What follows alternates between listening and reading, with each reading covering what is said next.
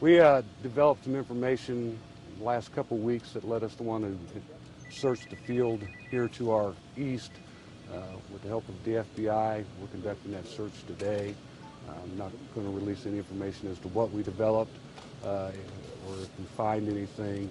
I won't be specific about that, and hopefully I'll be able to update you all later this afternoon. Sergeant, can you describe the area that you're searching? I see there are tents. It's a sparsely wooded area. It goes back. There's a creek bed that runs through there. The area basically stretches from about 88th Terrace to 90th from here on Elm all the way over to Raytown Road. Can you tell us about the tips that have been coming in? I know not specifically this one, but have you guys been receiving a lot of phone calls? This is, going on 3+ years. We've received calls from the TIPS hotline, from the National Center for Missing and Exploiting Children almost daily. Sometimes we may go a couple days without anything, then get 5 or 6. So information's always coming in. We appreciate the public's help in this, and you're also helping getting the information out. We are still looking for her, and if anybody has information, we encourage them to come forward with it. Sergeant, can you say a little bit more about how some information, I believe you said, had developed over the last couple of weeks? Was that through phone calls or? Just our investigation. We've, like I said, we've constantly worked this case, and we developed some information a couple of weeks ago, and that's led us to where we are today. How positive are you guys going into this search? This is we were talking about earlier, this is a small area compared to some of those other searches off 71 Highway that were miles long. This is a specific area right now. We're as confident as we can be with any search. We take the information we've received and follow it up. Hopefully we're in the right spot. If not, we'll search again if the information comes to us that we need to search again. Can you tell us a little bit about what's being employed in the search? We noticed there's ATVs. Are you bringing in like hounds or anything of that nature? Nothing like that. No, it's just officers and agents on foot combing through the underbrush and the different areas where we might find any kind of evidence. How big an area is this that you're looking into? I couldn't tell you how big it is acreage-wise, but like I said, it runs about 5 or 6 blocks to the east, and then for about a 2 to 3 block span north and south. And I saw some people have shovels, different things. Are you doing some digging in here, and what is the green tent for? The green tent is just a command center, a place for the officers and agents to get warm. Any digging we do is just to scrape away surface droppings, leaves, branches, that kind of stuff, just to aid us. Can you talk at all about how you're keeping in touch with the family and throughout the investigation and today about what's going on out here? We have weekly contact with members of the family. I talked to both Jim and Rhonda Beckford last night in regards to what was going to happen today, to let them know what's going on. So we try to stay in touch with them as much as we can. Yes, the FBI's here. Right now there's probably anywhere between 30 and 35, maybe 40 officers working on this. Not all here. We've got other officers doing other things too. Are you concerned at all with? I'm sorry. Go ahead. Are you doing this on a grid search? No, we're just going through, just methodically moving through in a pattern. Can you talk about whether the weather itself will play a factor in this role? I mean, there's still snow on the ground.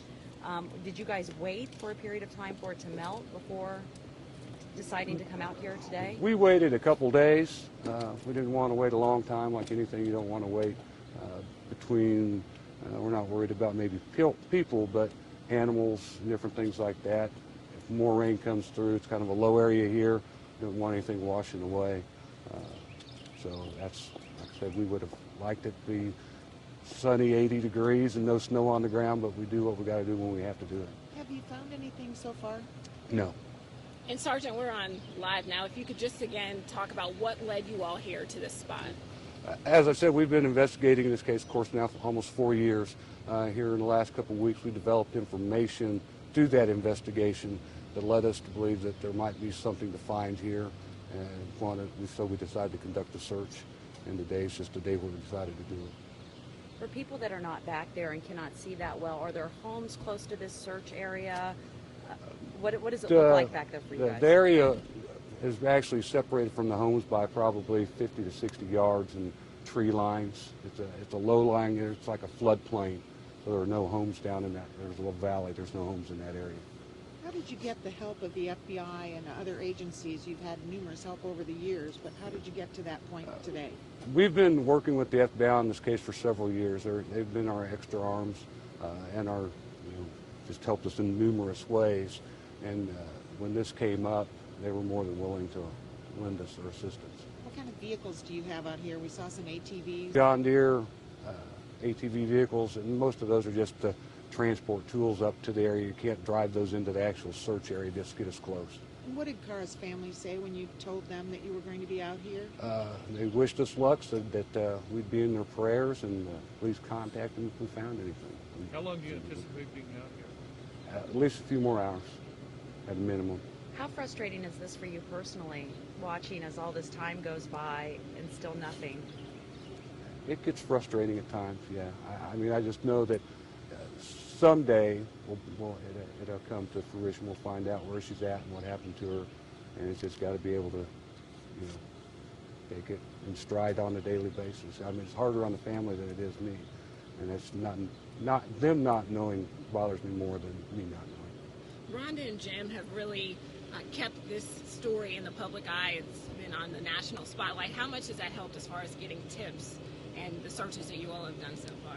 Anytime there's anything in regards to this case on the TV, whether it be local or national, we get flooded with information and tips. Some of them, of course, are erroneous, but there's a lot of good information that flows from that. That's why we like to cooperate with those shows when they have those on. What do you believe happened to Kara? What you said you'd get good information. Do you have more information now about what happened to her after she left school that day? We've got information that we've developed. I'm not at liberty to discuss it right now, but we've got a fairly good idea what transpired from the time she left the school for at least the following few hours. Sergeant, the two major searches here in the last year for evidence in this case have been local. Was it always assumed that she was somewhere in the area, or did at any time investigators think she had been out of the area? Well, there's always that possibility, and it crossed our mind that she could have completely left the area or been taken to some other location outside the immediate metro area. But like I said, for the information we've received has always been local information.